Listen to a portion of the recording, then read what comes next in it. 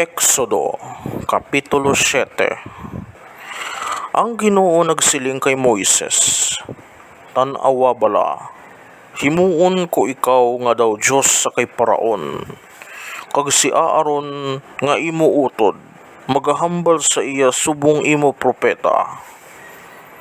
Sugiri si Aaron sang tanan nga ginsugo ko sa imo, kag siya magasiling sa kay Paraon nga tugutan niya ang mga Israelinhon sa pagwa sa iya pungsod. Pero patig-ahon ko ang tagipusoon ni Paraon, kag bisan magahimo ako sing madamo nga mga milagro, kag makatilingala nga mga buhat sa Ehipto. Hindi magpamati sa inyo si Paraon. Dayon halitan ko ang duta sang Ehipto.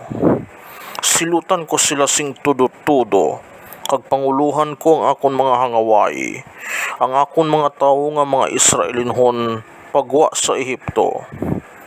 Ang mga Ehiptohanon magakilala nga ako amo ang Ginoo, kung bayawon ko ang akon kamot batok sa ila, kag pagwaon ko ang mga Israelinhon sa ila pungsod.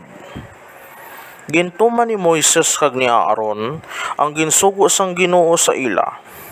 Ang edad ni Moises 80 ka tuig, kag ang edad ni Aaron 83 ka tuig, sang maghambal sila kay Paraon.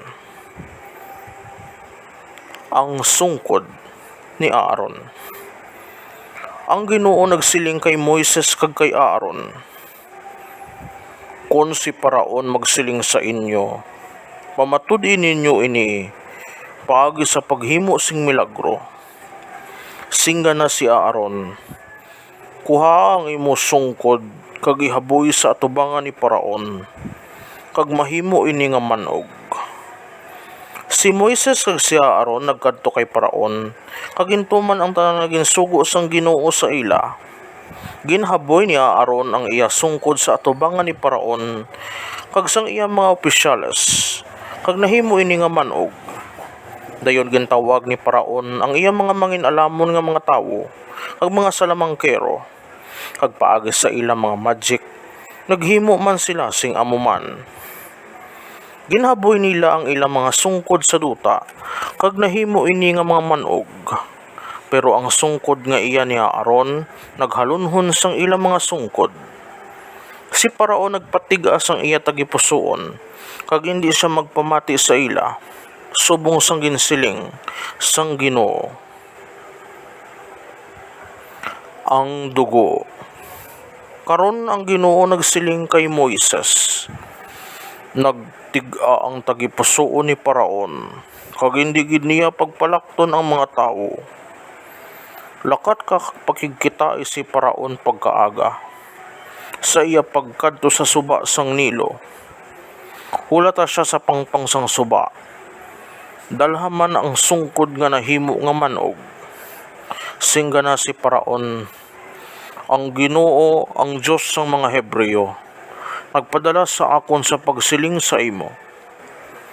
Palakta ang akon mga tawo, agud makasimba sila sa akon sa disyerto.